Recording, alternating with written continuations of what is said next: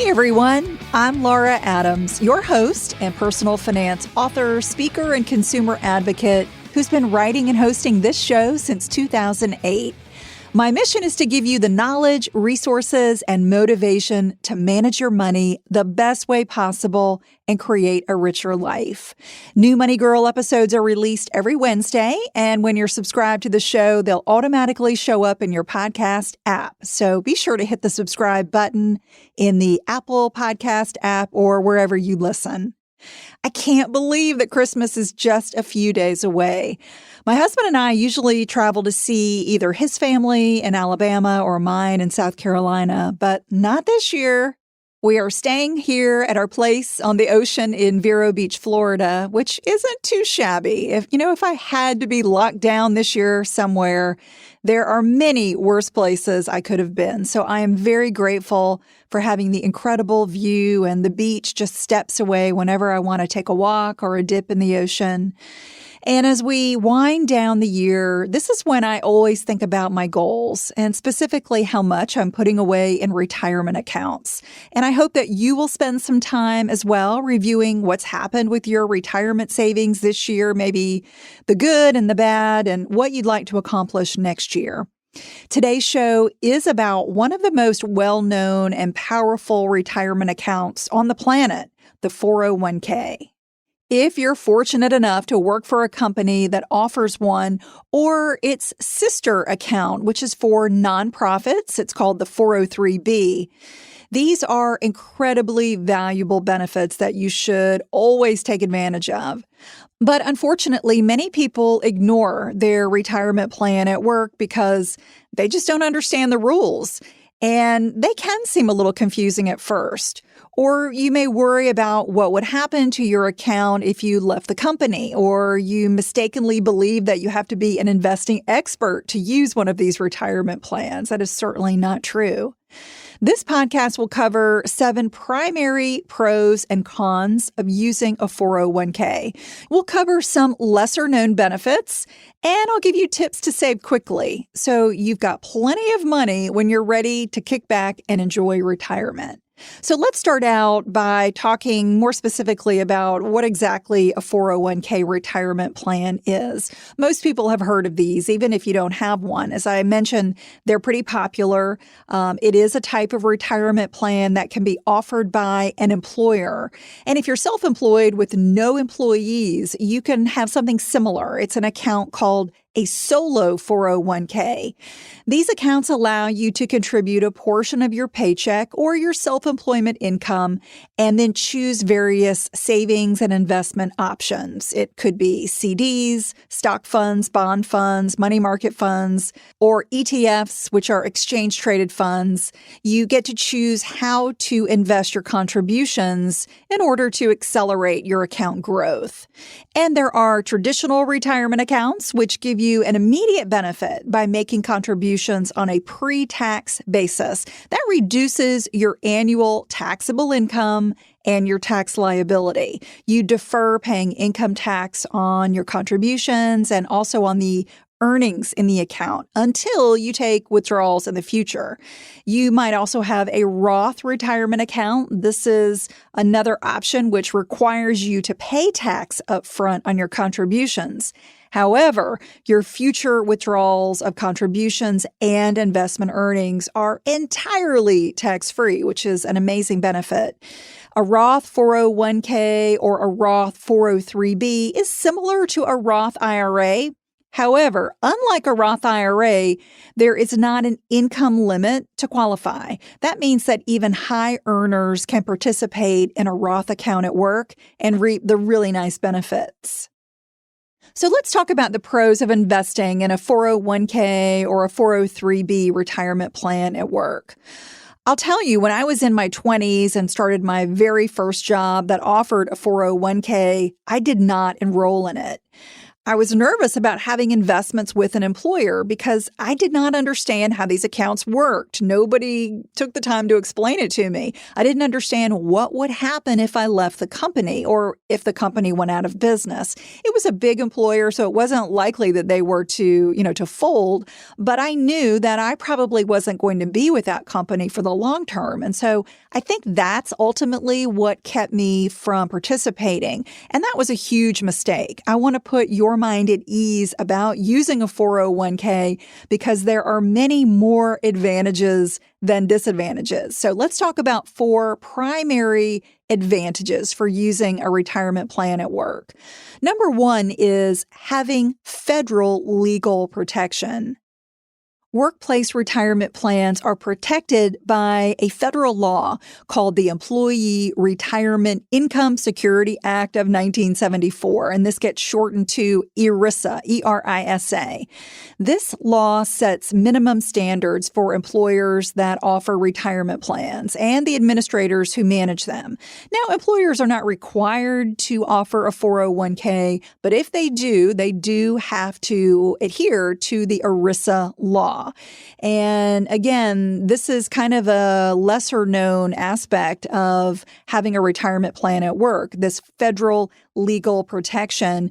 It was enacted to protect your and your beneficiaries' interests in workplace retirement plans. So let me give you just some of the protections that ERISA gives you. Disclosure of important facts about your plan features and funding. A claims and appeals process to get your benefits from a plan, the right to sue for benefits and breaches of fiduciary duty if the plan is mismanaged, and payment of certain benefits if you lose your job or the plan gets terminated. Additionally, a powerful but lesser known benefit that ERISA offers is that you get protection from creditors.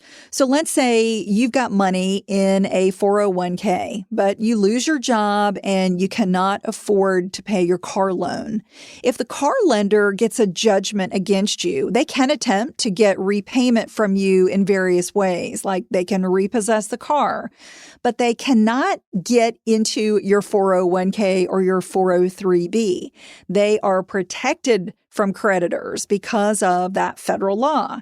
Now, there are exceptions when an ERISA plan is at risk, such as when you owe federal tax debts, criminal penalties, or maybe you have an ex-spouse under a qualified domestic relations order. In those kind of serious situations, your retirement plan can be cracked open. But that's it. And your employer does not have access to your funds. And when you leave a job with a retirement account, you have the option to take your vested retirement funds with you. You can do a tax-free rollover to move the money to a new employer's retirement plan if you get a new job, or you can move it into your own IRA. And that is a tax-free event if you do it within 60 days. However, be aware that depending on your home state, assets in an IRA may not have the same legal protections that you get with a workplace plan. So just something to think about if you are concerned about creditors, having those funds stay in a retirement plan at work, even if you left the job, could be, the better option. All right, the second benefit of having a retirement plan at work is getting matching funds. Many employers that offer a retirement plan also pay matching contributions. These are additional funds that boost your account value, and they're really meant as an incentive for you to participate in the plan. Let me give you an example. Your company might match 100% of what you contribute to the plan up to 3% of your income. So if you earn $50,000 per year and contribute 3%, which would be $1,500 to that plan, your employer would also contribute $1,500 on your behalf. So you would have $3,000 in total contributions. And basically, you would have received a 100% return on on your $1,500 investment, which is pretty fantastic. Not to mention that you're probably going to get investment returns on that $1,500 investment. So you're making more than 100% return, which is amazing. So always set your 401k contributions to maximize an employer's match. So you never leave that easy money on the table. Okay, the third benefit of having a retirement plan at work is having a high annual contribution limit. Once you contribute enough to take advantage of any 401k matching, I want you to consider setting your sights much higher by raising your savings rate every year. For 2021, the allowable limit remains at $19,500 per year. That's the amount that you can contribute if you're under age 50. If you're over age 50, you can contribute $26,000 to a 401k or a 403b. A good rule of thumb is to save at least 10 to 15% of your gross income for retirement. And most retirement plans have something called automatic escalation. This is a feature that kicks up your contribution percentage at the beginning of each year. You might set it to increase your contributions by 1% per year until you reach 15%. That would be a great goal. That's a really simple way to set yourself up for a secure future. And the fourth advantage of having a retirement plan at work is getting free investing advice. After you enroll in a workplace retirement plan, you must choose from a menu of savings and investment options. Most plan providers are major brokerages. So think, Fidelity, Vanguard, big names, and they've got helpful resources. They might have online assessments that you can take, and most have free advisors. Take advantage of the opportunity to get customized advice for choosing the best investments for your financial situation and the best for your age and your risk tolerance. They're there to help you. And even if you're having trouble contributing at all, talking to an advisor can really be valuable to help you get back on track. In general, the more time you have until retirement or the higher your risk tolerance, the more stock funds you should own in your retirement account. Likewise, having less time to go until retirement or a low tolerance for risk means that you should own more conservative and stable investments. This could be bond funds or money market funds. This is something that you can get advice about when you speak to an advisor. All right, now let's talk about cons of investing in a 401k at work. While there are loads of advantages, there are definitely some downsides to consider. One is that you may have limited investing options compared to other types of retirement accounts, such as an IRA or even a taxable brokerage account. Your 401k or your 403b may have fewer investment options. You're not going to find any exotic choices here. You're just going to find basic asset classes, including stock, bond, and cash funds. However, that's okay. Having a limited investment menu for a lot of people just streamlines your investment choices and minimizes complexity. So while you're not going to find anything exotic here, I would think about that as a positive. It really can simplify how you choose the investments in your retirement portfolio. All right, the second downside is that you may have higher account fees. Due to the administrative responsibilities required by employer-sponsored retirement plans, they may charge high fees compared to other plans. And as a plan participant, you have very little control over the fees you have to pay.